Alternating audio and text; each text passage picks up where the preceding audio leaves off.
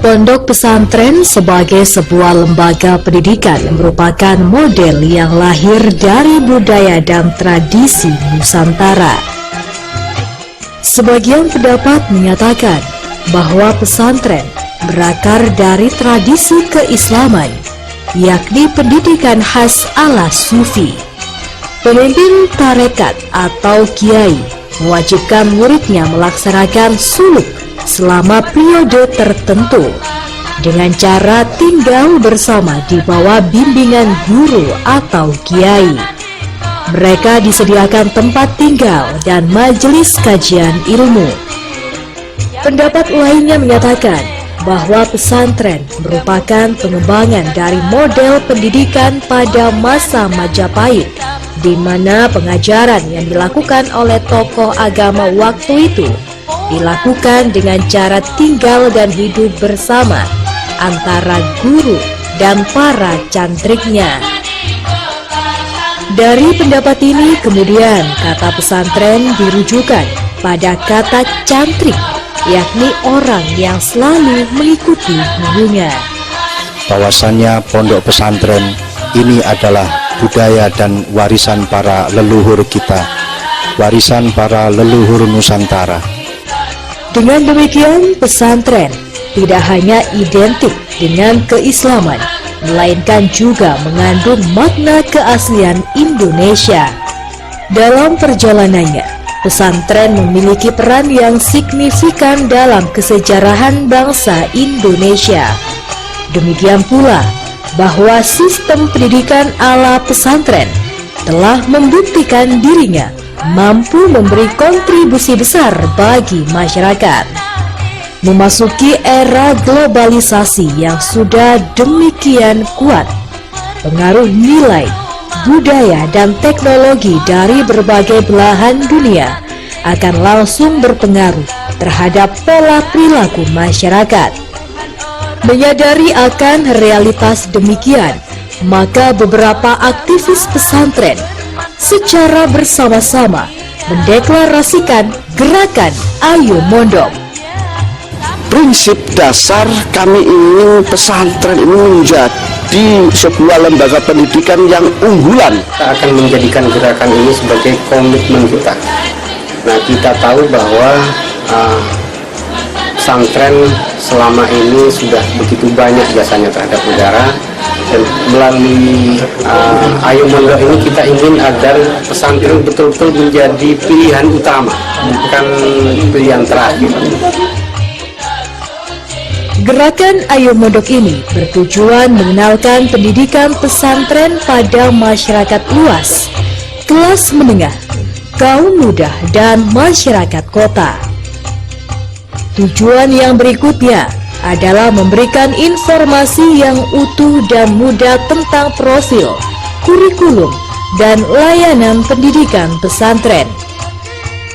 Terakhir adalah menyediakan data dan sistem informasi manajemen dan layanan pendaftaran program pendidikan pesantren.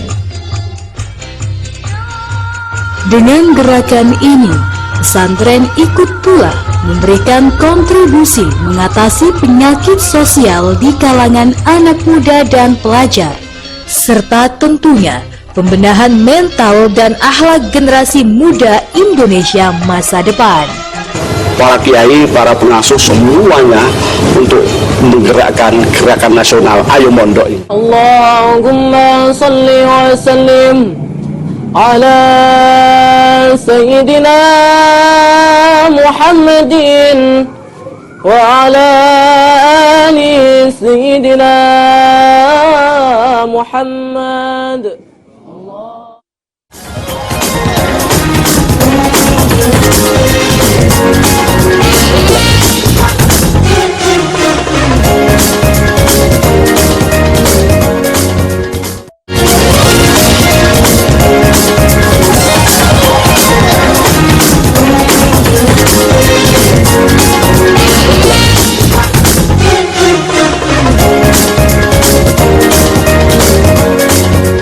Pondok pesantren adalah lembaga pendidikan yang paling tua di Indonesia.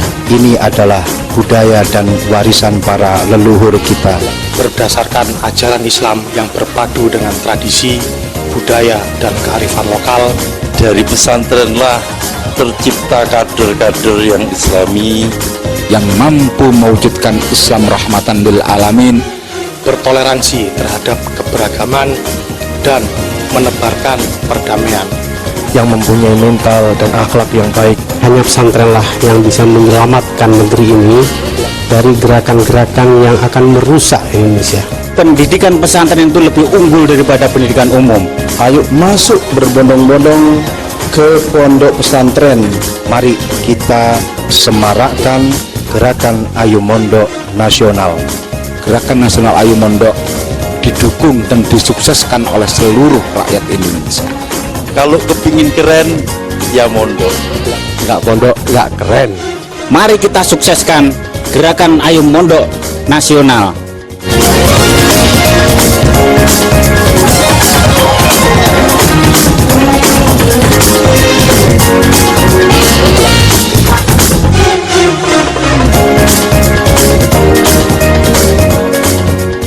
Ahlus Sunnah wal Jamaah,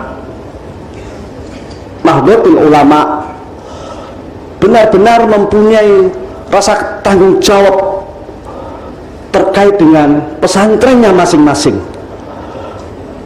Karena perjalanan yang panjang dan perjalanan sekarang ini, terus terang saja kami merasa terpanggil untuk memberikan semangat yang luar biasa kepada para kiai dan pengasuh, bagaimana pesantren ini menjadi sebuah lembaga yang menjadi lembaga unggulan kita.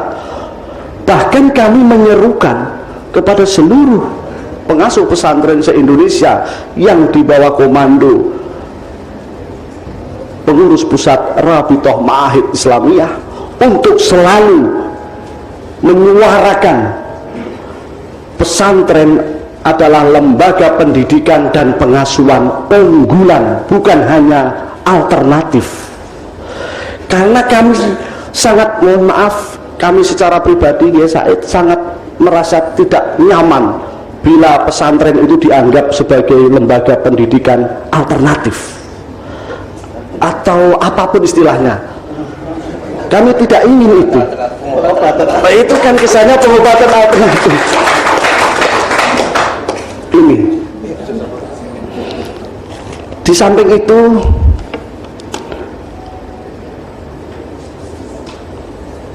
kita ketahui bersama bahwa saya menggunakan istilah Gus Rozin yang selalu digembor-gemborkan bahwa pesantren ini dalam dunia global yang demikian ini adalah menjadi lembaga yang paling imun. Istilah Gus Rozin ini maksudnya apa saya kurang paham persis. Beliaunya ada di sini. Imun ya. Dan itu berjuta-juta kali beliau menyampaikan itu. Imun. Iya. Bukan imut, imun. Dari jenis gangguan yang kita ketahui bersama, negara ini kan lagi suka menggunakan istilah darurat narkoba, darurat seks, darurat ijazah palsu, darurat seks, darurat korupsi, darurat macam-macam. Nah, pesantren kita inilah yang menjadi imun dari gangguan-gangguan itu. Qalahu Gus Rozin. Bisanatin mutasil karena beliau juga hadir. Miras kita tahu oplosan di Indramayu, tetangganya saya nggak berani nyebut. Saya nggak berani nyebut ya.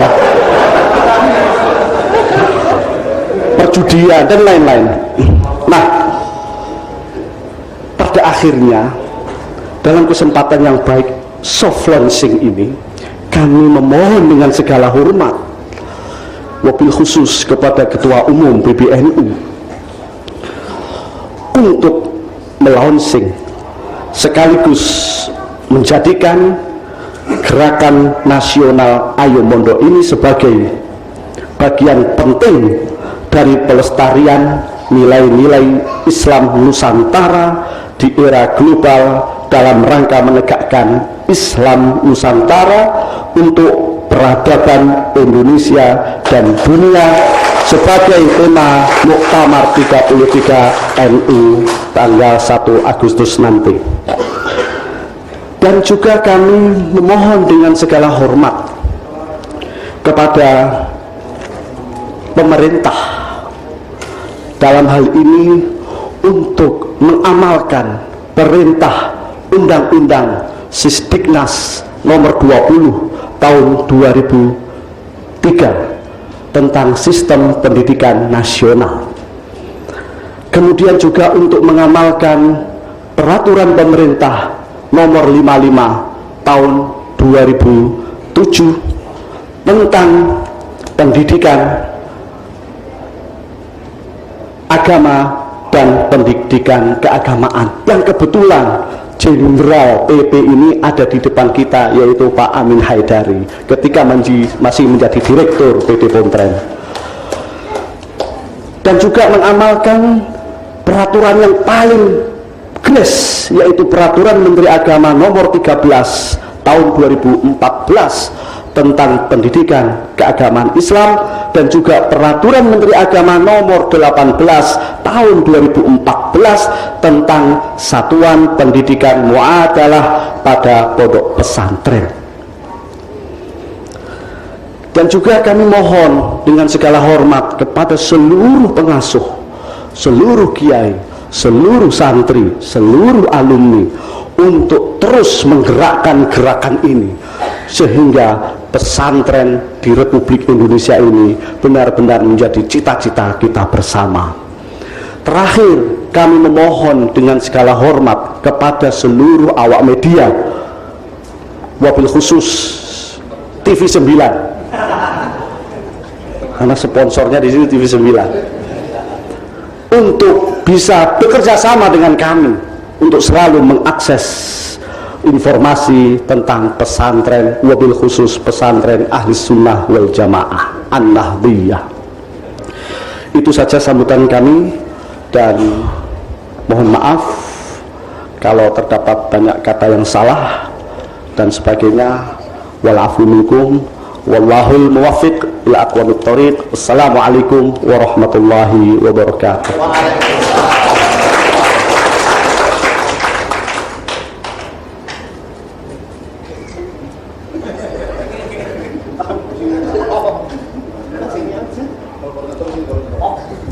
Terima kasih kami sampaikan.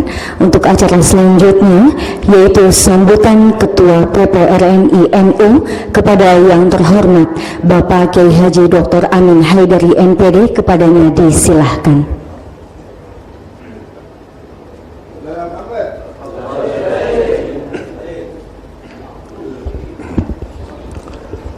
Bismillahirrahmanirrahim. Assalamualaikum warahmatullahi wabarakatuh. Alhamdulillahirrahmanirrahim. Wassalatu wassalamu ala asyrafil anbiya'i wal mursalin wa ala alihi washabihi ajma'in, amma ba'du. Yang sama-sama kita hormati dan muliakan Bapak Ketua Umum PBNU, Bapak Profesor Kiai Haji Said Silawat yang saya hormati, Bapak-bapak, para pengurus PBNU yang lainnya yang saya hormati, dan para sahabat dari pengurus RMI dari beberapa provinsi yang hadir dalam kesempatan yang baik ini. Hadirin wal hadirat yang saya muliakan, alhamdulillah wa syukurillah, pada siang hari ini kita dapat menyaksikan suatu acara soft launching Gerakan Nasional Ayo Mondok.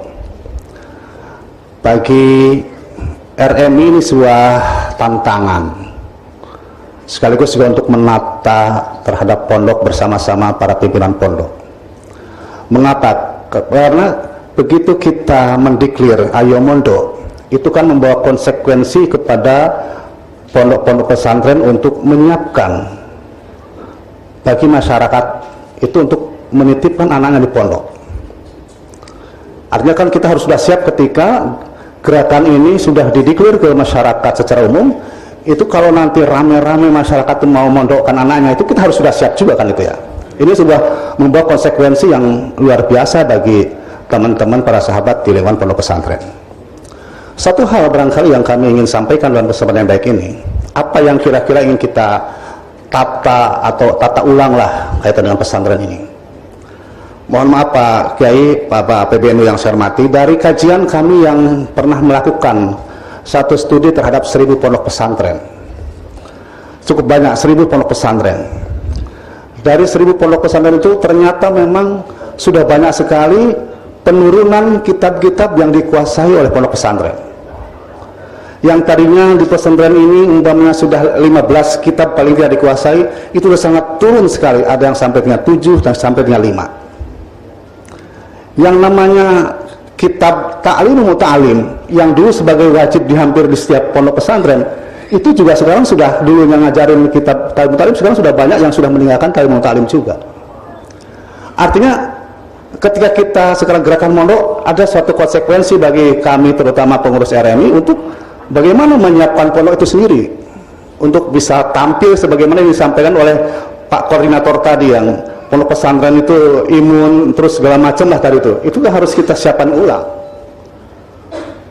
Kemudian dari 1000 pondok pesantren yang kami teliti itu sudah banyak berubah, sudah ada banyak berubah juga, bahkan ada yang sangat berubahnya luar biasa.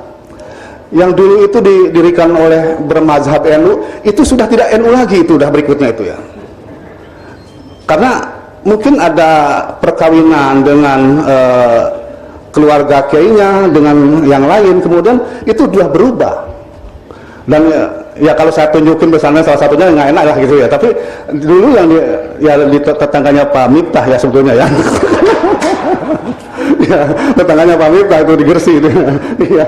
Artinya kan itu salah satu saya contohnya aja. Jadi dulu yang didirikan oleh tokoh NU dan memang dulu yang ngajarin NU itu sudah banyak berubah juga, tidak hanya dari aspek tadi penguasaan terhadap kitab-kitab ya kan, termasuk pendiri NU juga. Nah ya, maka apalagi seperti itu ya. Ya.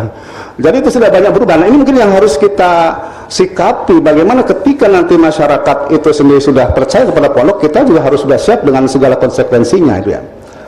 Kemudian lagi dari Gerakan Nasional Ayo Mondok ini, mungkin ya Pak Koordinatornya, itu kita harus menyiapkan sistem informasinya. Kami pernah didatangi oleh salah satu masyarakat, Pak Amin tunjukin kepada kami mana pesantren yang masih mengajarkan arud wal qawafi, mana pesantren yang masih mengajarkan arud wal qawafi. Itu yang dari Malaysia ya. Saya juga agak bingung di mana ini pesantren-pesantren yang pasti kalau di tempatnya kiai-kiai yang salaf itu masih lah ya, yang masih tapi ketika dia di Jawa Barat atau di DKI atau di beberapa tempat itu kan kita harus punya sistem informasi. Bagaimana pesantren yang masih memperkuat di bidang balaghahnya dan lain sebagainya. Nah, ini juga sebagai bahan di dalam rangka tadi ketika kita gerakan itu sudah masif kepada masyarakat, kita pun harus siap dengan informasi-informasi terhadap pondok pesantren itu sendiri, termasuk yang tahfidz dan lain sebagainya itu ya.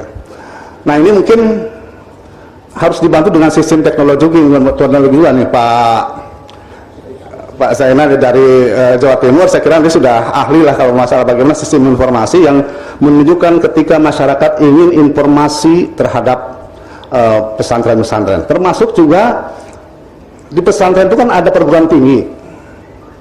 Datangnya kepada kami, Pak Amin, pesantren mana yang perguruan tingginya bagus? Bingung saya Pak itu ya. Perguruan tinggi yang bagus ya, pesantren yang perguruan tingginya bagus. Yang saya tahu ya hanya beberapa pesantren aja ya. Bagus semua ya. Nah ini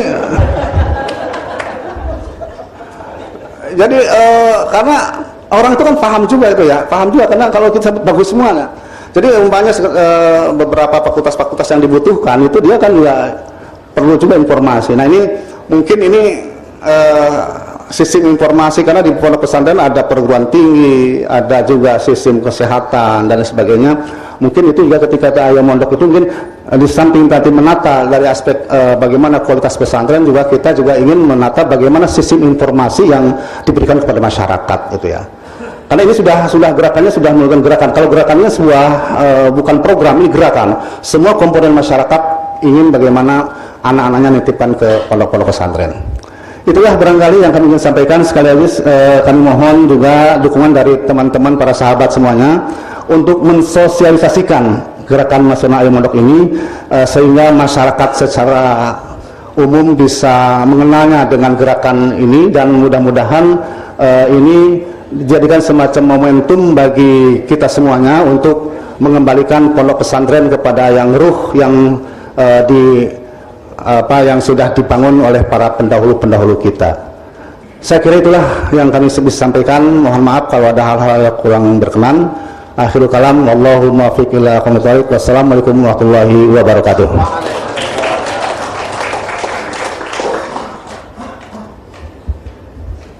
Terima kasih kami sampaikan.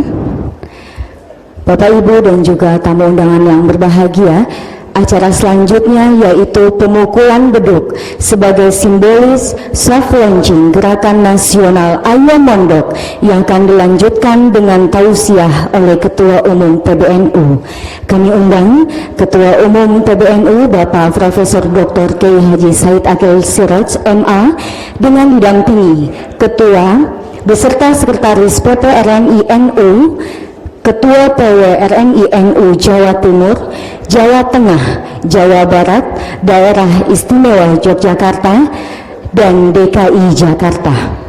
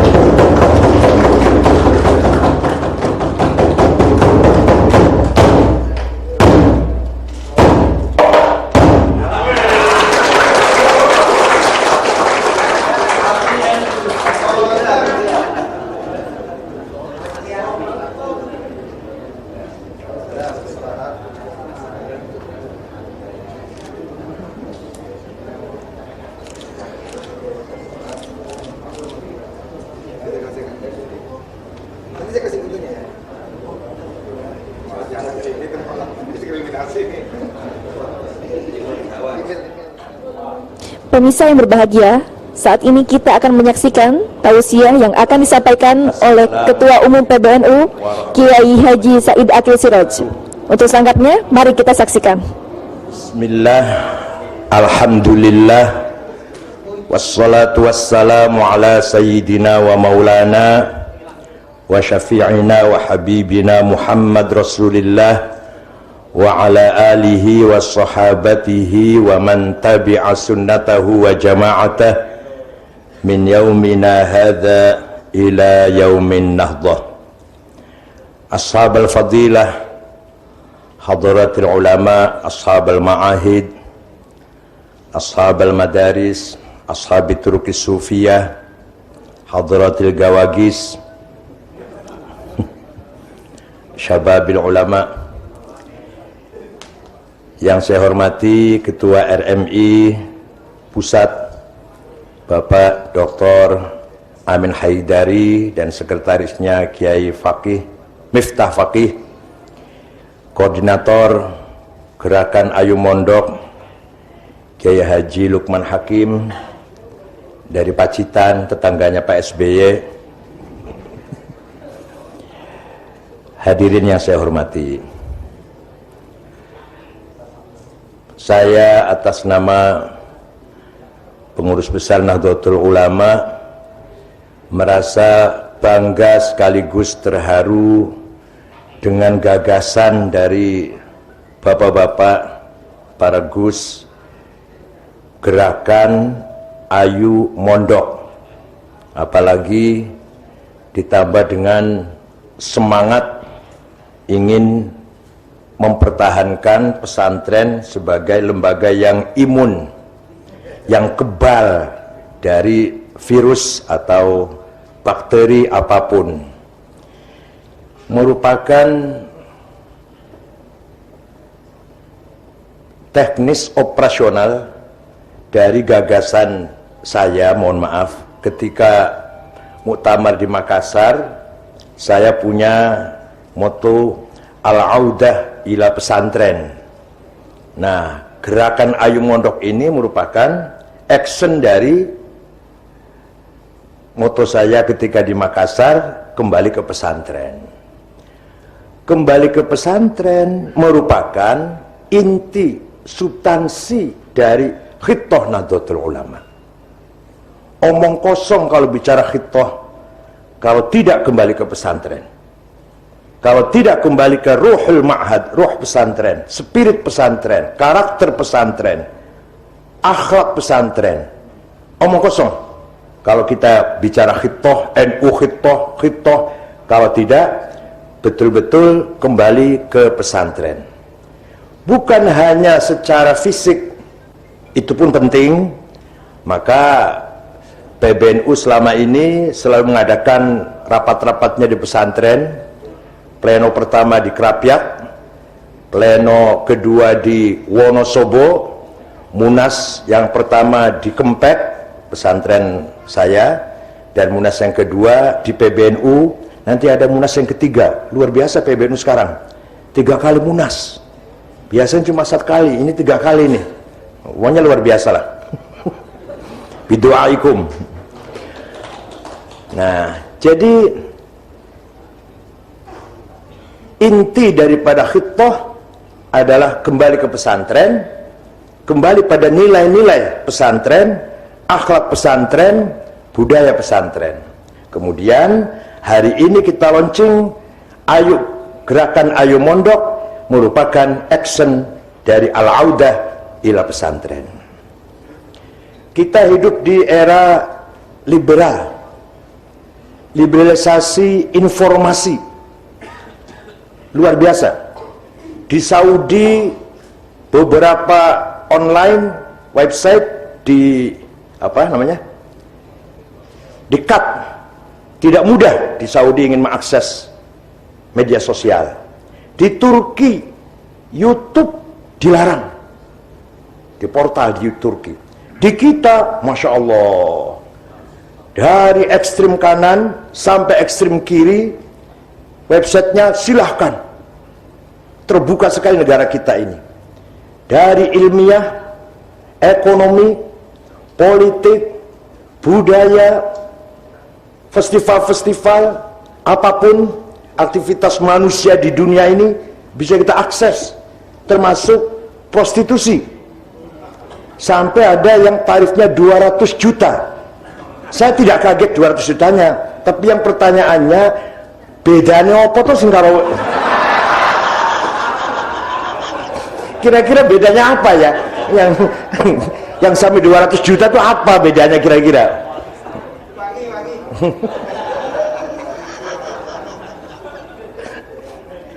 Ya Allah, luar biasa. Kalau dulu di awal-awal prolog berdirinya Nahdlatul Ulama, lahir Wahabi di Jazirah Arabia, Wahabinya jauh di Jazirah Arabia, di Najd, di Riyadh. Sekarang Wahabinya di depan kita, di depan mata kita, di sekitar kita, Wahabinya sekarang. Jadi tantangannya sesungguhnya kita ini lebih berat daripada ketika zaman Mbah Hashim Asy'ari, dari ketika zaman NU dulu. Wahabinya sekarang di sebelah kita. Itu yang namanya website yang radikal 22 yang diusulkan oleh BNPT kepada Kementerian Kominfo supaya dilarang. Itu semua radikal semua itu. Marhamah, Al-Jihad, Al-Insan, Al-Wisol, macam-macam lah. Ada yang dari kota Tasikmalaya. Mana orang Tasiknya mana ini? Ada yang dari kota Tasikmalaya itu satu itu. Kalau tidak, maka gambaran, kesan di dunia nanti Islam di Indonesia adalah Islam radikal. Islam ekstrim, Islam tekstual. Padahal at-tamassuk bidhahirin nas dolalatun fiddin. Berpegangan dengan lahirnya teks Quran hadis, lahirnya lo ya, itu sesat dalam agama. Jadi kesannya nanti kita ini orang sesat semua nanti. Hadirin yang saya hormati, itu liberalisasi informasi. Yang ekstrem kiri jangan sembarangan, jangan dianggap remeh. Di Jakarta ini sudah ada kelompok yang sedang berjuang agar disahkan kawin sejenis, laki-laki dan laki-laki, perempuan dengan perempuan. Ada kelompok yang sedang perjuangkan itu. LSM yang agennya dari sosialis, demokratis, liberal dari Perancis. Itu ada yang sedang, paling bebas itu negara di Perancis. Di Perancis itu mencaci maki Nabi Muhammad, mencaci maki Yesus, mencaci maki Nabi Musa juga nggak apa-apa itu, nggak apa-apa. Malah Yesus itu dianggap anak zina, hubungan di luar nikah antara Bunda Maria dengan Yusuf si tukang kayu itu nggak apa-apa, biasa kalau di Perancis. Hanya yang marah kok cuma Islam gitu loh, yang lain nggak pernah marah. Tapi udah Nabi Muhammad digambar karikatur kok marah orang Islam. Ini apa pancingan, apa betul-betul marah nggak tahu. Ini ekstrem kiri yang ingin mengangkat tinggi-tinggi kebebasan individu manusia. Tentang agama itu masalah pribadi, jangan disosialisasikan, jangan didakwahkan agama itu. Urusan pribadi dengan Tuhan itu. Mau nyembah pohon pisang, mau nyembah Darmo Gando, Sabto Darmo, Gotoloco, Sambelun, Subud, Sunda Wiwitan, Kaharingan, Kapitayan, itu kebebasan individu. Jangan ada dakwah agama. Agama tidak boleh disosialisasikan, dimasyarakatkan, karena agama urusan pribadi. Ini ada yang begini ini. Di NU tidak ada, di NU. Kalau di NU itu bukan liberal kok. Paling-paling kenakalan, kegenitan intelektual gitu aja. Gak sampai liberal seperti itu, yang enggak. Beberapa teman NU itu cuma genit dalam menafsiri Quran, dalam memahami hadis gitu aja. Yang tidak mengikuti rambu-rambunya ahli sunnah wal jamaah, itu kan biasalah kegenitan intelektual. Tapi kalau yang ini, yang konsepnya dari betul-betul dari liberal barat, ini sangat berat atau tantangan yang serius harus kita hadapi. Nah, semuanya ini membutuhkan kita bertahan, mempertahankan nilai-nilai kita dengan tetap memegang jalan prinsip tawassut. Setiap pengurus NU, ranting, MWC, cabang, wilayah, PB selalu ngomong tawassut terus. Padahal nggak ngerti tawassut itu apa, itu belum tentu ngerti lah.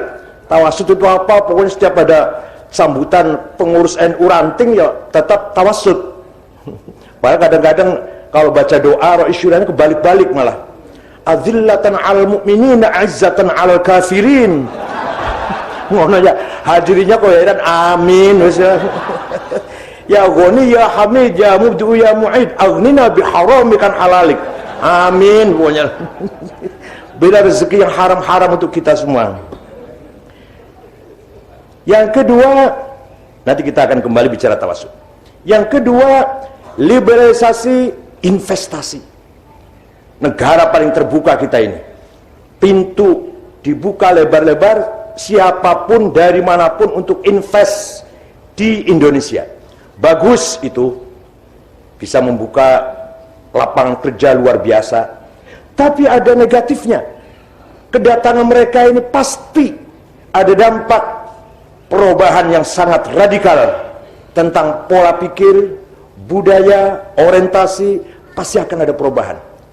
Kecil atau besar, ringan atau berat, pasti ada pengaruh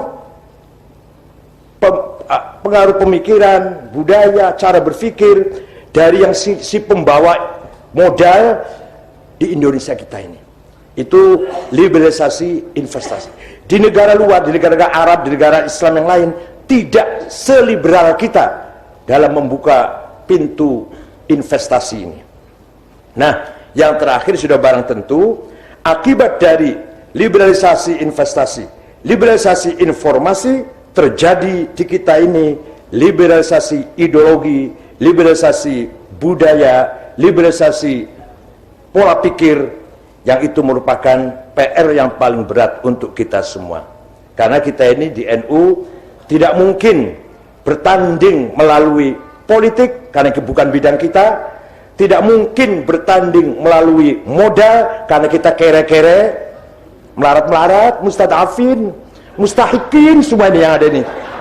Nggak ada muzakin, mustahikin semua. Min asnafis tamaniyah semuanya ini. Termasuk saya. Nah, tidak mungkin kita itu bertanding dengan orang luar di bidang bisnis, ekonomi, di bidang politik.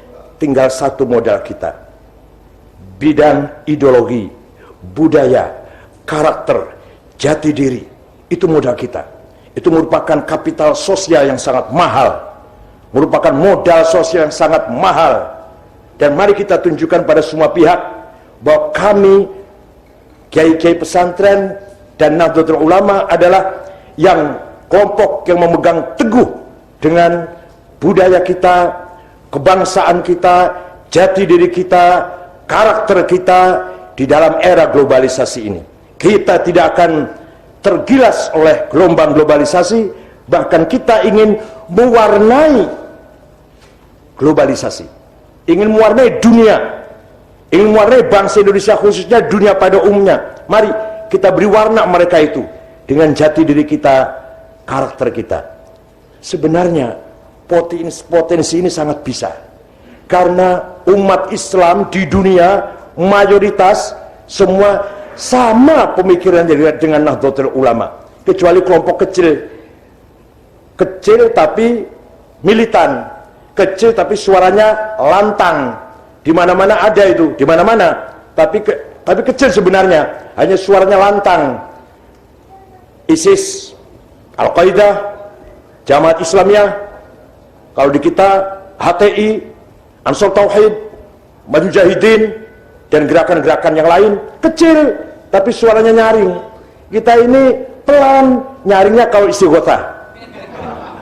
Ya nggak apa-apa, memang istighothah harus nyaring kok. Atau kalau Maulid Nabi itu, kalau dengan sholawat itu nyaring betul tuh suaranya. Kalau yang lainnya kita kurang nyaring. Kenapa? Ya itu tadi problemnya, antara lain karena kita masih kebanyakan mustahikin, Masya Allah, mustadafin. Ya Allah. Oleh karena itu, mari kita pegang ayat Quran, firman Allah, wal yakhshal ladzina law taraku min khalfihim dzurriyyatan dhi'afan khafu 'alaihim falyattaqullaha wal yaqulu qawlan sadida. Jangan sampai kita melahirkan generasi setelah kita, generasi yang dhi'afan, yang lemah. Mari kita berjuang agar generasi yang akan datang generasi yang aqwiya, quwwa fil din, quwwa fil ilm, quwwa fil thaqafah, quwwa fil hadarah, quwwa fil akhlaq, quwwa fil nasyatat wal harakat. Satu lagi kata Gus Fahrazi, quwwa fil syahwat. Penting kan? Penting ya? Jangan sampai. Al-Quran sudah berpesan kepada kita semua, jangan sampai kita semua melahirkan generasi yang akan datang, generasi yang dhi'afan. Saya sedih kalau datang ke daerah, kemudian kiainya atau ketua NU-nya memuji-muji bupati. Alhamdulillah bupati kita ini bagus. Kenapa? Nyumbang. Loh, nyumbang malah bangga. Masa kita ini bangga? Disumbang, dibantu, disantuni, dibelas kasihani. Bangga itu? Bangga itu? Dibelas kasihani, disantuni, disumbang, ditolong. Coba, bangga itu? Kita bisa bangga kalau kita menolong, membantu, menyumbang, menyantuni. Kecuali kita ada program besar ya, baru oke lah bikin proposal. Kalau hanya akhir sana proposal, ke tengah-tengah sana proposal, awal sana proposal. Ini yang menjadikan mengakibatkan kiai-kiai doa dan drobos ini. keseringan bikin proposal. Kiai Mahrus Ali Lirboyo doanya mujarab, sakti karena tidak pernah bikin proposal. Kiai Ali Maksum Kerapiak, karena saya tahu persis 4 tahun di Lirboyo, 4 tahun di Kerapiak. Kiai Ali Maksum Jogja Kerapiak, doanya mustajab, orangnya berwibawa, di samping ilmunya luar biasa, kamus berjalan, tidak pernah bikin proposal. Lah Gus-Gus ini paling rajin bikin proposal. Ini yang mengakibatkan doanya drobos ini. Makanya menyetop lumpur lapindo nggak bisa itu. Hari ini istighotsah, besoknya tambah menyemburnya malah. Ya kan istighotsahnya pakai proposal istighotsahnya. Lumayan lebihannya. Hadirin yang saya hormati. Nah. Tawassut. Wa kadzalika ja'alnakum ummatan wasata litakunu syuhada'a 'alan nas wa yakuna ar-rasulu 'alaikum syahida. Saya jadikan kamu sekalian ummatan yang wasaton, yang modern, yang berperan, yang hadir, yang diperhitungkan, yang eksis, yang disegani. Ummatan wasaton artinya begitu artinya. Yang dibangga-banggakan. Nah, hanya saja kata kerja yang digunakan oleh Allah ja'ala, beda dengan kholaqo. Kalau kholaqo ciptaan Allah, monopoli Allah, tidak ada intervensi siapa-siapa. Kalau ja'ala tidak akan terwujud kalau tanpa diperjuangkan. Ja'ala itu, inni ja'ilun fil ardi khalifah huwallazi ja'alakum khalaifal ard huwallazi ja'ala lakumul arda dhalulan. Ardunya, buminya kholaqo, tapi tadlilul ard, mengolah bumi, ja'ala. Ada lagi ayat yang lucu, ayat ini lucu tapi benar. Walaqad khalaqnal insana min sulalatin min tin. Kholaqo, saya ciptakan manusia dari tanah liat.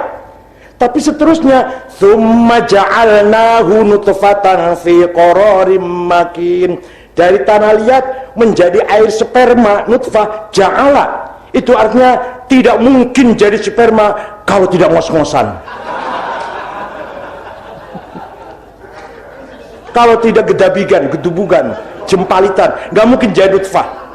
Makanya Allah menggunakan kata setelah itu kholaqo lagi. Coba, tsumma ja'alnahu nutfatan fi qararim makin tsumma khalaqnan nutfata 'alaqatan fa khalaqnal 'alaqata mudghatan fa khalaqnal mudghata 'idhama fa kasawnal 'idhama lahma. Kholaqo semua itu. Jadi dari air sperma menuju daging darah segumpal, dari darah segumpal menjadi daging segumpal, jadi tulang, kholaqo semua. Satu aja yang ja'ala itu. Supaya kita ada perjuangannya gitu loh. Supaya kita ada perjuangan, ada ngos-ngosan, kemeringet lah. Itu bagi Gus-Gus yang masih muda. Kalau saya udah 62, kalau saya udah diabetes, udah. Yang masih muda-muda ini, Gus-Gus ini masih. Nah, Allah memerintahkan kita, ini ikhbar tapi amar. Kalamnya kalam khobar, tapi intinya adalah perintah. Kamu harus menjadi umat yang berperan. Kamu harus menjadi umatan wasaton.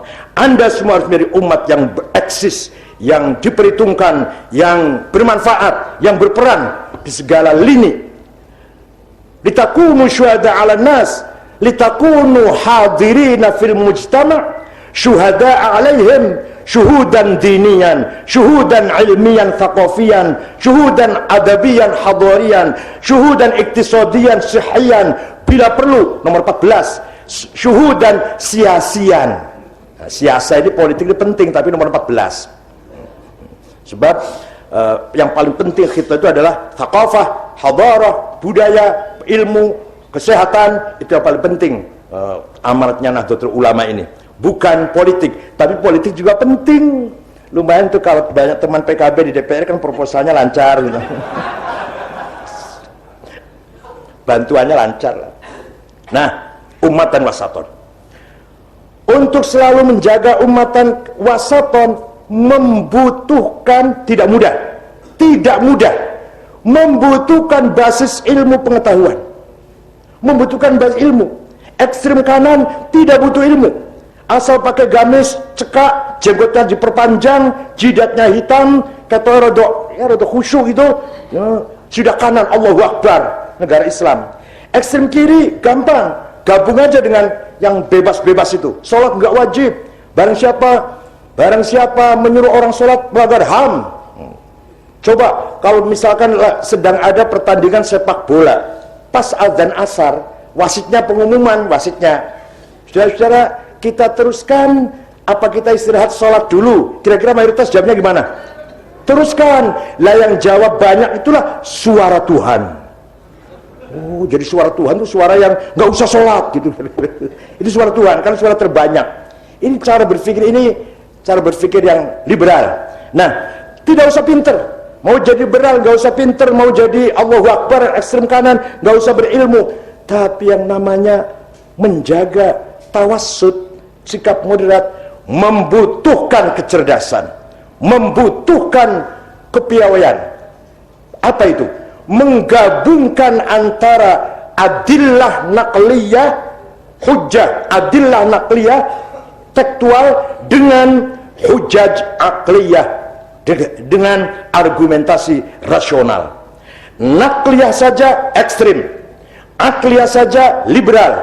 Gabungan dari naqliyah dan akliyah inilah yang akan terbangun di situ pola pikir yang tawassut.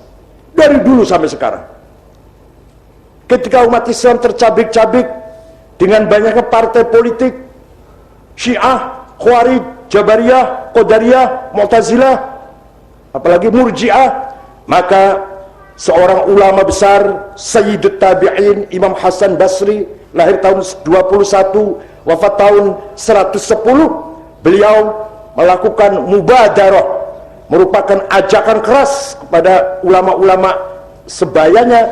Mari kita jangan sibuk berpolitik saja, Islam bukan untuk itu. Mari kita bangun peradaban, kita bangun ilmu pengetahuan.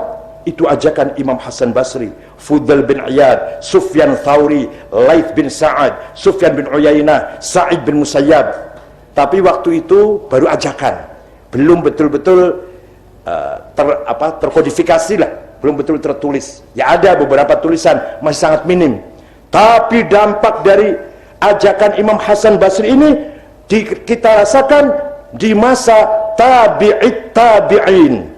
Muncul ulama-ulama yang cerdas, yang punya gagasan menggabungkan antara adillah naqliyah dengan hujjah akliyah. Imam Syafi'i, Abu Abdullah Muhammad bin Idris bin Abbas bin Uthman bin Syafi' bin Musayyab bin Ubaid bin Abdul Yazid bin Abdul Muttalib, lahir tahun 150 di Ghazah, wafat tahun 204 di Fustat, Kairo, Mesir. Beliau punya gagasan, punya ide kreatif, cerdas. Apa itu? Menggagas sebuah metode, prinsip-prinsip jurisprudensi yang kita kenal dengan ilmu usulul fiqh. Ilmu usul fiqh adalah gabungan antara naqliyah dan adillah hujjah akliyah yang nanti akan punya keturunan, punya anak usul fiqh itu, yaitu ilmu fikih dan qawaid fikih. Coba kalau nggak ada ilmu usul fiqh, orang hanya kembali pada Quran dan hadis, nggak bisa sholat, nggak bisa haji, nggak ada tuntunan praktek ibadah di Quran itu. Prakteknya ibadah seperti apa sholat, nggak ada di Quran hadis. Tapi dengan kreativitas Imam Syafi'i yang menggabungkan antara Quran, hadis, ijma' dan qiyas, maka kita mempunyai prinsip-prinsip agama Quran hadis, dan juga kita mempunyai petunjuk teknis cara mempraktekkan ibadah. Bagaimana caranya sholat, ada berapa syarat sahnya, ada berapa rukunnya, bagaimana caranya haji, ada berapa wajibul haji, ada berapa rukun haji, dan seterusnya dan seterusnya. Kalau tidak ada usul fikih, tidak mungkin kita bisa tahu praktiknya cara mempraktekkan ibadah. Ini jasa Imam Syafi'i yang luar biasa, gabungan antara Quran, hadis dan akal.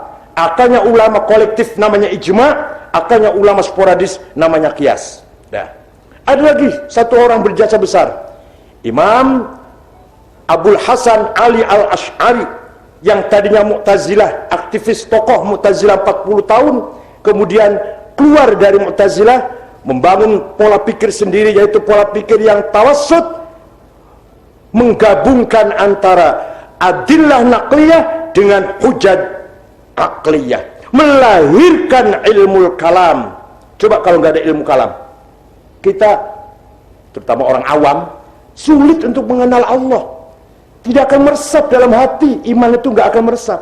Tapi dengan adanya ilmu kalam, Allah punya sifat yang wajib 20. Bahkan di Quran nggak ada itu, di hadis juga nggak ada itu. Allah punya sifat 20, nggak ada di Quran itu. Itu kecerdasan Imam Asy'ari saja itu. Tinggal orang awam mantep, langsung Allah itu punya sifat 20, langsung kenal kan? Langsung kenal kan? Tapi kalau hanya Quran saja, qul huwallahu ahad, Allahus samad, ya paling Allah maha satu, maha tunggal, Allah maha tangguh, cuma itu saja. Tapi begitu ada ilmu kalam, Allah punya sifat 20. Ada nafsiyah, ada salbiyah, ma'ani, dan ma'nawiyah. Luar biasa jasa Imam Abul Hasan Asy'ari ini. Abul Hasan Asy'ari menulis buku yang ketika tulisan beliau Mu'tazilah dibakar semua. Begitu menjadi madhab sendiri, baru nulis lagi. Sayang, belum banyak tulisan, sudah wafat. Maqalatul Islamiyyin, Al-Ibana, Al-Risalah ila Ahli Thagr, Al-Luma', dan beberapa lagi. Keburu wafat, masih agak muda. Mempunyai murid Abdullah Al-Bahili. Al-Bahili kitabnya hilang semua. Sampai sekarang enggak ditemukan satupun. Entah di mana, barangkali hilang sudah. Al-Bahili punya murid Abu Bakar Al-Baqillani. Kitabnya At-Tamhid, Al-Insaf, Al-Ijaz, Al-Bayan. Baqillani punya murid Imamul Haramain Al-Juwaini. Kitabnya Ghiyathul Umam, Al-Arba'in, Al-Kafiyah, Al-Taiful Isyarat, yang dikenal di pesantren. Imam Haramain punya murid yang sangat cerdas, Imam Abu Hamid Muhammad bin Muhammad Al-Ghazali, lahir tahun 450, wafat tahun 505 Hijriah di Tus, Khurasan, Iran kalau sekarang. Saya sudah ziarah ke sana udah berkali-kali. Imam Ghazali menulis fikih Al-Wajiz, Al-Wasit, Al-Basit. Ilmu kalam di Jamul Awam, Al-Arba'in fi Usuluddin, Al-Iqtisad fil I'tiqad. Usul fikih Al-Mustasfa, Al-Mankhul, Al-Qiyas, Ma'yarul Ilm, Al-Qisal Mustaqim. Akhlak, Mizanul Amal, Sirru Rabbil Alamin, Al-Hikmah fi Makhluqatillah, Jawahirul Quran. Filsafat, Maqasidul Falasifah, Tahafutil Falasifah. Tasawuf, Bidatul Hidayah, Minhajul Abidin, Al-Muqaddimat Dolal, Mishkatul Anwar, Ma'arijul Qudas, Al-Madnul Ghairi Ahli, Al-Qasidah Ta'iyah. Puncaknya Ihya Ulumuddin, itu puncaknya itu. Dah, ini kalau menerangkan Imam Ghazali 2 tahun nih. Nah, Imam Ghazali punya murid Syekh Abdul Karim Asy-Syahristani. Kitabnya Nihayatul Iqdam fi Ilmil Kalam, Musara'atul Falasifah. Satu lagi Nihayatul Iqdam fi Al-Milal wan Nihal. Ini semua ulama-ulama yang mengawal tawassut, yang mengawal agar kita berpikir dalam akidah tawassut. Ini ulama-ulamanya ini. Dan tidak satu pun yang anggota DPR. Enggak ada ini. Semua ulama biasa semua, enggak ada yang DPR, enggak ada ini. Atau kodi, jadi kodi pemerintah dekat dengan raja, enggak ada ini. Yang saya sebut namanya jauh semua dari pemerintah. Syahristani punya murid Muhammad bin Umar Fakhrur Razi. Kitabnya dalam tafsir Mafatihul Ghaib 16 jilid, Al-Mahsul fi Ilmil Usul 5 jilid, Al-Matalibul Aliyah fil Falsafah Islamiyah 5 jilid, Al-Mabahithul Masyriqiyah 2 jilid, dan lain-lainnya kecil-kecil. Imam Razi punya murid Aduddin Al-Iji. Kitabnya Al-Mawaqif fi Ilmil Kalam disyarahi oleh Abu Ali Al-Jurjani menjadi 7 jilid. Al-Iji punya murid Ibrahim Abdullah As-Sanusi. Kitabnya Al-Aqidatul Kubra. Sanusi punya murid Ibrahim Al-Baijuri. Kitabnya Nazam Jauhar Tauhid, sudah terjemah oleh Kiai Soleh Darat Semarang. Baijuri punya murid Ahmad Dasuki. Kitabnya Ummul Barahin. Dasuki punya murid Ahmad Zaini Dahlan. Kitabnya Ad-Durarus Saniyah fir Raddi 'alal Wahabiyah, Al-Kawakibud Durriyah, Al-Mutammimah. Zaini Dahlan punya murid Ahmad Khotib Sambas, Kalimantan Barat. Kitabnya Fathul Arifin, menggabungkan antara tarekat Qadiriyah yang zikirnya jahri dengan tarekat Naqsyabandiyah yang zikirnya sirri atau khafi, dijadikan satu oleh Syekh Ahmad Khotib Sambas. Khotib Sambas punya murid Yusuf Makassar, Abdul Somad Palembang, Nawawi Banten. Nawawi Banten kitabnya Syarah Safinah, Syarah Sulam, Tafsir Munir. Nawawi Banten punya murid Kiai Mahfud Termas Pacitan, mbahnya Gus Lukman, itu Kiai Mahfud Termas, kitabnya Manhaj Dawin Nadhor dan lain-lain. Khalil Bangkalan, Arsyad Banjarmasin Martapura, karangannya Sabilul Muhtadin. Mahfud Termas punya murid Hadratus Syekh Ki Haji Hashim Asy'ari. Ki Hashim Asy'ari pulang dari Mekah membentuk Nahdlatul Ulama, wafat, menyusul putranya cerdas Wahid Hashim, pahlawan nasional, anggota tim inti PPKI, panitia persiapan kemerdekaan Indonesia bersama Soekarno, Hatta, Agus Salim, Kahar Muzakir, Wahid Hashim, Muhammad Yamin, Abi Kusno, Laimena, Maramis. Wahid Hashim wafat punya putra di atas cerdas. Kalau Wahid Hashim cerdas, ini anaknya di atas cerdas. Abdurrahman Wahid, Gus Dur, yang sampai sekarang Mungkar Nakir belum bisa nanyain beliau. Karena dalam hadis diterangkan Mungkar Nakir itu masuk kalau kalau kuburan sudah sepi, jenazah ditaruh di liang kubur, pengawal pengiring pulang 7 langkah, Mungkar Nakir masuk. Gus Dur gak pernah sepi. Mungkar Nakir belum bisa masuk, ini masih nunggu terus. Kapan sepinya?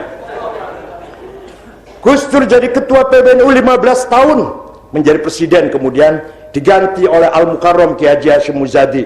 Hashim Muzadi 10 tahun diganti oleh, jadi insya Allah syaratnya Nahdlatul Ulama yang mengawal tawassut ini tepung, apa tepung tuh? Muttasil.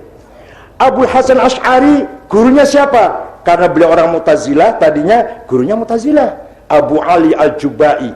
Abu Ali gurunya Abu Hashim Al-Jubai. Abu Hashim gurunya Abu Hudzal Al-Allaf. Al-Allaf gurunya Ibrahim An-Nazzam. An-Nazzam gurunya Amr bin Ubaid, pencetus ilmu balaghah. Amr bin Ubaid gurunya Wasil bin Atha, pendiri Mu'tazilah. Wasil bin Atha gurunya Imam Muhammad bin Sayyidina Ali. Sayyidina Ali ketika Sayyidi Fatimah wafat, nikah lagi dengan Khawlah binti Ja'far dari suku Bani Hanifah. Punya putra satu namanya Muhammad, tidak berpolitik. Kalau Sayyidina Hasan, Sayyidina Husain radhiyallahu anhuma berpolitik. Sampai Sayyidina Hasan korban politik, diracun wafatnya. Sayyidina Husain korban politik di Karbala, diinjak-injak badannya, kepalanya diarak kemana-mana. Nah, yang Sayyidina Muhammad putra Sayyidina Ali dari istri kedua ngaji saja di Masjid Madinah. Muridnya Ma'bad Al-Juhani, pendiri mazhab Al-Qadariyah. Ghailan Ad-Dimashqi, Jaham bin Sofwan, pendiri mazhab Jahamiyah. Wasil bin Atha, pendiri mazhab Mu'tazilah. Jadi kalau muridnya ini pendiri-pendiri semua. Mudah-mudahan pesantren Termas juga nanti muridnya pendiri-pendiri semua lah. Pendiri gerakan Ayu Mondok, ini udah luar.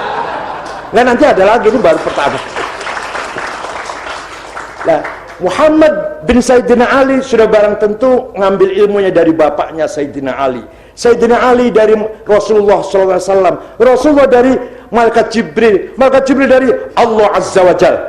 Jadi kita ikut Nahdlatul Ulama, artinya kita ikut Kiai Haji Mustafa Bisri sampai Allah.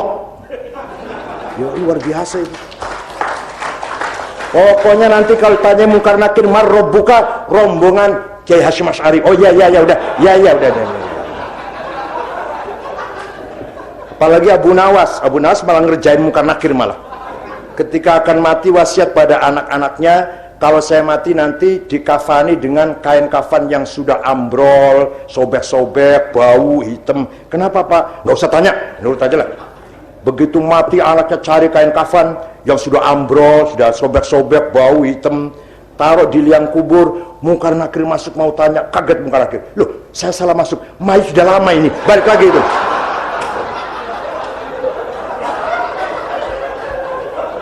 Jadi tawassut ini perlu basis ilmu pengetahuan. Itu ulama yang saya sebutkan tadi, ulama-ulama besar, ulama-ulama bukan ulama abal-abal, bukan ulama semua adalah ulama bahar semuanya yang mengawal tawassut. Kalau kita tidak menyiapkan ulama yang seperti ini, tidak mungkin kita bisa mengawal tawassul. Tidak mungkin. Kalau kita nggak akan lahir seperti Imam Razi, Baqillani, seperti Imam Haramain, apalagi seperti Imam Ghazali. Ya minimal kita membaca kitabnya Ghazali, kita baca kitabnya Haramain, kita baca kitabnya Baqillani, baru seperti itu. Imam Syafi'i, gurunya siapa itu? Imam Syafi'i gurunya Imam Malik bin Anas. Malik bin Anas wafat tahun 179. Malik bin Anas gurunya Imam Rabi'atul Ra'i. Rabi'atul Ra'i gurunya Imam Kharijah. Imam Kharijah putra sahabat Zaid bin Thabit. Zaid bin Thabit ya murid Rasulullah. Jadi kita ikut Imam Syafi'i sama dengan ikut Rasulullah SAW. Ini perlu dikawal juga. Fikih, usul fikih, syariah perlu dikawal agar tawassul terus menerus. Akidah, teologi perlu dikawal. Dengan apa pengawalannya? Dengan ilmu-ilmu yang dikaji di pesantren. Tidak mungkin kalau hanya di Stein, tidak mungkin. Stein. Karena bodohnya kadang sarjana semangat, mari kita kembali ke Quran dan hadis, tidak usah ikut Syafi'i. Ngomongnya Syafi'i aja itu, dikira pantarnya apa? Syafi'i, tidak usah ikut Syafi'i. Mari kita ke Quran dan hadis, sudah cukup. Sini saya tanya. Hadis yang ente banggakan, yang ente unggulkan, hadisnya siapa? Imam Bukhari, paling sahih. Udah, kita cukup dengan Quran dan hadis Bukhari, gak usah tahu Syafi'i. Saya setuju hadis yang paling unggul hadis Imam Bukhari, saya setuju. Tapi ente tahu tidak, Imam Bukhari itu muridnya Syafi'i, goblok. Imam Bukhari itu muridnya Imam Syafi'i. Imam Syafi'i wafat tahun 204, Imam Bukhari wafat tahun 256. Syafi'iyul madhab. Imam Bukhari yang hadisnya sahih, yang hafal hadis 600.000, kemudian disaring menjadi 4.000 yang sahih, taklid kepada Imam Syafi'i. Ente SAG Stein, ya Allah.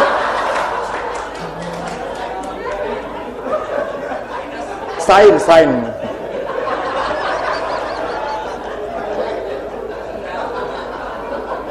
Ya sudah, kalau gitu hadisnya Tirmidzi, ini saya nggak tahunya nih.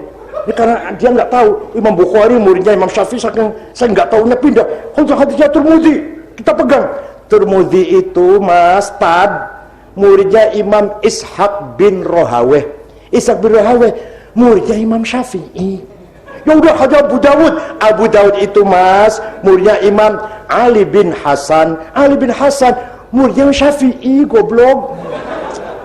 Kalau dilayani podo goblok aja. Jadi kita yakin nahnu ashabul haq. Kita berada di jalan yang benar. Nahnu ashabu kalimatil haq, ashabu sautil haq, ahlul haq, kita semua. NU. Yang sama dengan NU banyak. Syarikat Islam, PUI, Matlai Anwar, Al-Ittihad, apalagi Perti, sama dengan NU. Jadi yang sama dengan NU cara berpikir banyak, tapi yang lebih baik dari NU tidak ada. Yang sama banyak, yang lebih baik tidak ada. Pokoknya paling benar NU, udahlah paling. Jadi itu di bidang tawassut, di bidang agama, syariatan wa aqidatan. Ada lagi yang berjasa besar, yaitu Imam Ghazali. Sebelum Imam Ghazali, antara sufi dengan fuqaha tukaran terus, sampai korbannya Al-Hallaj, Abul Mughith, Husain ibn Mansur ibn Mahma dieksekusi, digantung, dipotong kepalanya tahun 309 di masa Khalifah Al-Muqtadir Billah atas vonis yang dijatuhkan oleh Hakim Ibnu Dawud Al-Zahiri. Kalau Qadhi Syafi'i, Syekh Ibnu Syuraid nggak mau, tapi kalau Dawud Zahiri memutuskan halad harus dihukum mati. Ya Allah, sufi dengan fuqaha bertengkar terus. Imam Ghazali mengharmoniskan antara syariat dan hakikat. Kata Imam Ghazali, kalau ada orang sholat, wudunya sempurna, pakainya gamis putih, minyaknya misik, nggak mau yang alkohol, nggak mau yang misik gitulah, yang kalau bau saya bisa batuk gitu. Kemudian harganya 5.010 gram. Ibrahim bin Awad bin Ibrahim Al-Badri yang akunya Abu Bakar Al-Baghdadi, yang di Indonesia, yang merekrut di Indonesia namanya Salim bin Mubarak At-Tamimi, Arab gendeng dari Malang itu. Gak usah heran, yang membunuh Sayyidina Ali Abdullah bin Muljam At-Tamimi, pendiri mazhab Wahabi Muhammad bin Abdul Wahab At-Tamimi. ISIS di Indonesia Salim bin Mubarak At-Tamimi. Hati-hati Tamimi. Enggak semua sih ini, kebetulan saja At-Tamimi semua ini, tapi enggak semua Tamimi yang enggak. Dah, Ki Hashim Asy'ari selalu pesan pada putranya Kiai Wahid Hashim, antara Islam dan nasionalisme jangan dipertentangkan. Suriah sudah 4 tahun konflik, 200.000 lebih yang mati sudah. Semuanya sama Islam, sama-sama ahli sunnah. Ada syiahnya juga sih, tapi yang penting sama-sama ahli sunnah, sama-sama Islam, sama-sama asli Suriah. Perang saudara 4 tahun, yang mati berapa ribu. Ulamanya besar sekali. Syekh Wahbah Zuhaili, pengarang tafsir Al-Munir 17 jilid, pengarang Al-Fiqhul Islami wa Adillatu 8 jilid, Usul Fiqih 2 jilid, gak bisa berbuat apa-apa. Tapi Suriah MWCNU, walaupun tadi kalau doa kebalik-balik, Masya Allah, apalagi Kebumen, Cilacap, alhamdulillah ngalamin. Kalau panggil saya Kiai Sangit Ngakil, Al-Sunnah wal Jamaah sallallahu alaihi wasallam, sapangat Rasulullah, innallaha wasi'un ngalim. Itu kiainya itu, bukan orang awamnya, kiainya. Coba aja ketemu Purwokerto, Cilacap, Gombong, Purbalingga, Banjarnegara.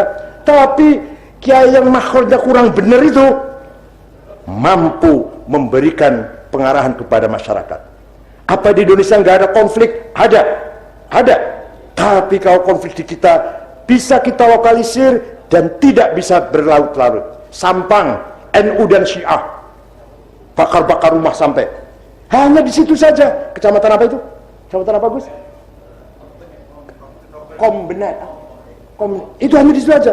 Ke kecamatan lain saja enggak, merembet kecamatan lain saja tidak, apalagi kabupaten lain. Di situ saja, dan bisa diredakan cepat oleh kiai-kiai. Puger, Jember, sekali lagi NU dan Syiah, yang mati orang NU 1, rupanya lupa nggak pakai akik anti bacok rupanya.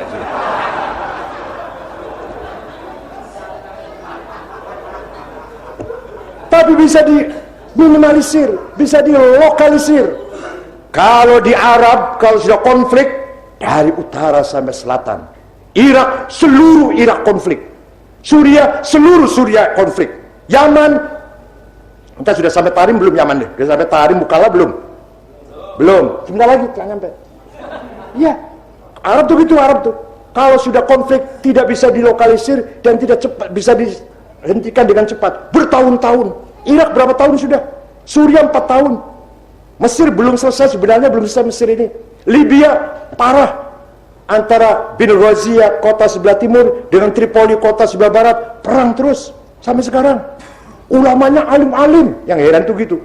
Jadi di Arab itu, falaula nafaru min kulli firqatin minhum ta'ifatun liyatafaqqahu fid-din, ulamanya berperan yatafaqqahu fid-din, luar biasa, alim-alim sampai sekarang. Tapi peran yang kedua, wal yunziru qaumahum, membimbing umat, nol. Kalau di Indonesia ya tafaqqahunya sedang-sedang saja, lumayan, ada yang dibawa lumayan malah. Tapi wal yunziru qaumahum maksimal, insyaallah.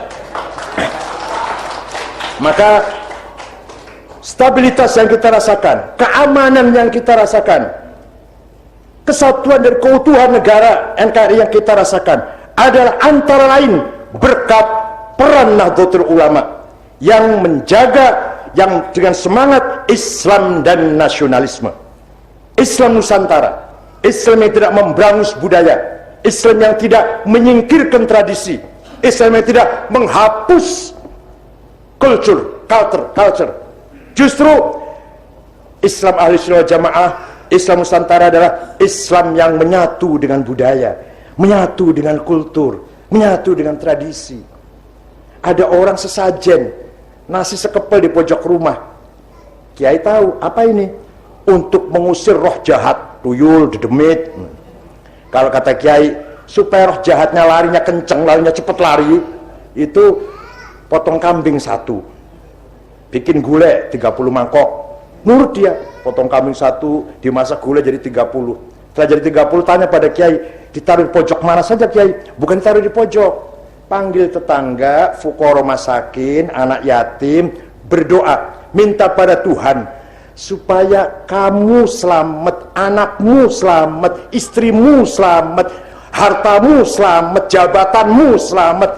Namanya selamatan, bukan sesajen. Oh Kiai, Masya Allah, ini Islam Nusantara ini. Syekh Sunan Kudus Ja'far As-Sadiq Ibn Uthman Al-Hamadani ketika melihat orang Kudus walaupun sudah Islam, melihat sapi disembelih masih sakit hatinya, karena sapi itu hadratul muqaddas.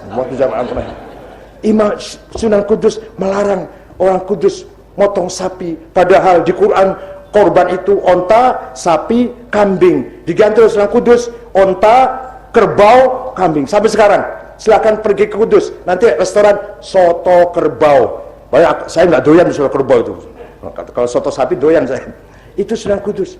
Sunan Gunung Jati, ya Allah, di Sunan Gunung Jati Cirebon, doa-doa Cirebon dimacetkan, kecuali kalau ditambah Bismillahirrahmanirrahim, diakhiri dengan La ilaha illallah Muhammadur Rasulullah, baru cesplong lagi. Ada mantra supaya istri tidak marah, misalkan gini mantranya. Tapi harus ada bismillahnya. Kalau nggak pakai bismillah macet. Gajah warak macan galak, anak-anak ilam beku tekawut itu kagak meteres kabeh kang sengit maringku, tekawulas tekasi kabeh kang krungu omongku, la ilaha illallah Muhammadur Rasulullah. Gejog bumi ping 7, istri yang tadinya mau marah tersenyum jadinya.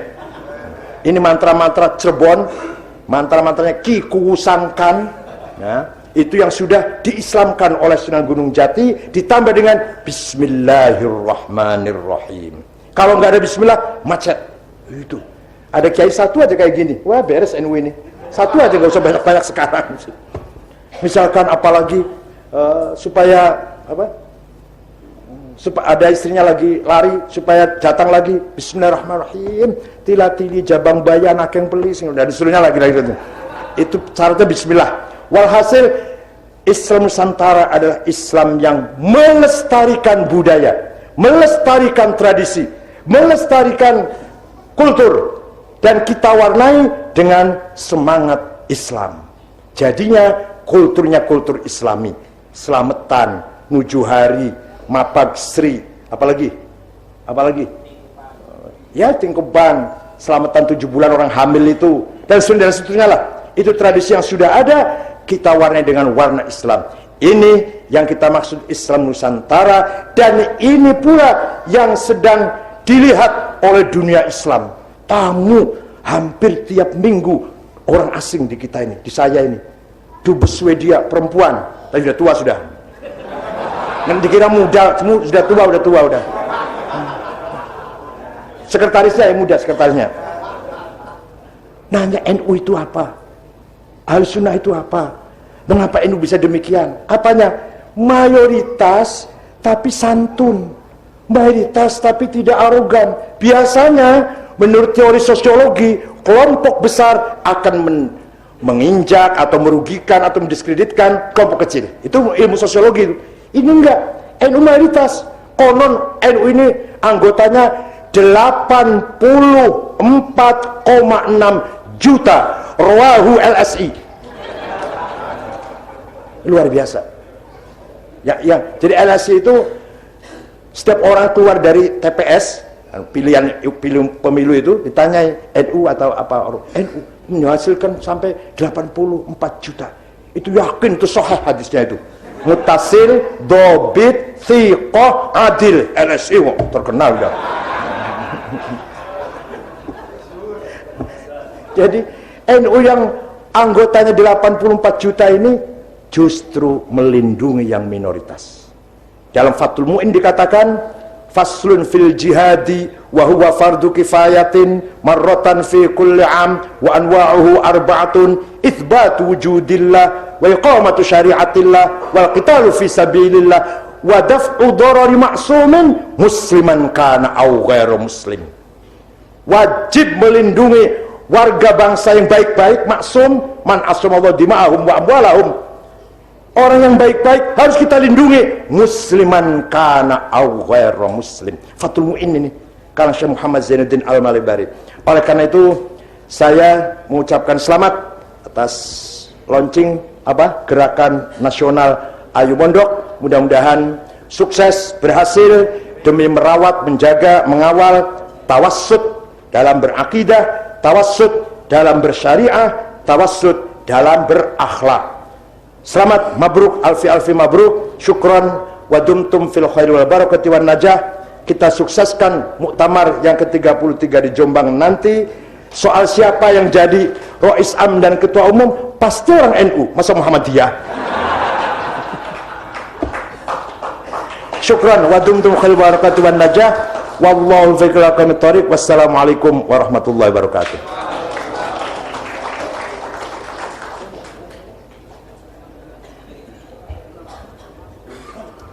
Acara selanjutnya yaitu pembacaan doa oleh Bapak Kiai Haji Habib Syakur, pengurus wilayah RMI NU Daerah Istimewa Yogyakarta.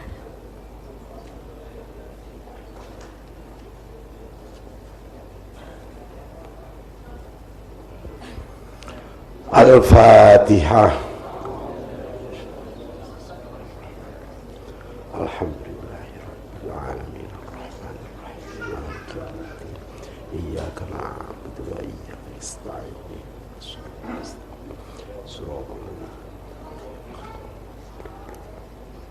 Bismillahirrahmanirrahim. Alhamdulillahirabbil alamin hamdan yuafi ni'amahu wa yukafi'u mazidah. Ya Rabbana alakal hamdu kama yanbaghi li jalali wajhikal karimi wa azimi sultanik. Allahumma salli ala sayyidina Muhammad wa ala ali sayyidina Muhammad salatan tunjina biha min jami'il ahwali wal afat wa taqdi lana biha jami'al hajat wa tutahhiruna biha min jami'is sayyiat wa tarfa'una biha indaka 'ala darajat wa tuballighuna biha aqsal ghayat min jami'il khairati fil hayati wa ba'dal mat. Allahumma ighfir lana wa liwalidina wa limashayikhina wa ashabil huquq 'alaina wa li jami'il mu'minina wal mu'minat wal muslimina wal muslimat al ahya'i minhum wal amwat.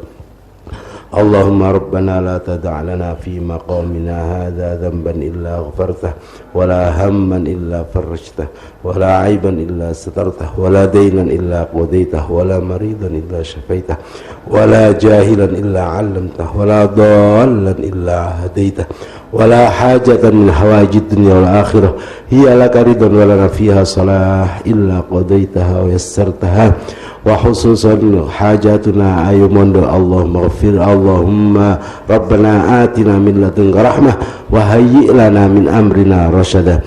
Allahumma yassir lana umurana ya Allah, yassir lana umurana ya Allah, yassir lana umurana umurad dunya wal akhirah wa hasil maqasidana maqasid dunya wal akhirah. Rabbana atina fid dunya hasanah wa fil akhirati hasanah wa qina adzaban nar. Wa sallallahu ala sayyidina Muhammadin nabiyil ummi wa ala alihi wa sahbihi wa baraka wa salam. Walhamdulillahi rabbil alamin. Al-Fatihah.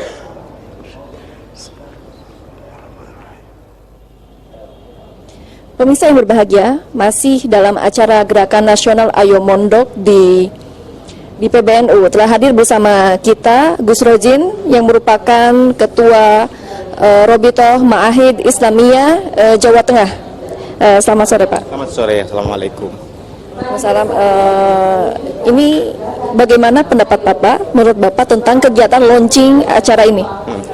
Launching sangat sukses, semua undangan hadir. Dan saya kira yang paling penting adalah kita menjadi tahu bahwa gerakan ini itu memang betul-betul ditunggu oleh masyarakat, terutama oleh masyarakat pesantren. Saya juga memantau di luar gerakan ini, di luar acara formal ini, itu gerakan di media sosial, dari mulai simbol, dari mulai kemudian komentar-komentar di Twitter, itu sambutannya sangat banyak sekali, ya, gitu. Luar biasa sekali Pak. Jadi menurut Bapak nih, latar belakang diadakan atau diadakannya kegiatan ini apa? Ya. Ada beberapa hal sebetulnya yang mendasari gerakan ini. Kita lihat bahwa pesantren itu ada banyak sekali di Indonesia, ada sekitar 27 pesantren dan mayoritas adalah pesantren NU.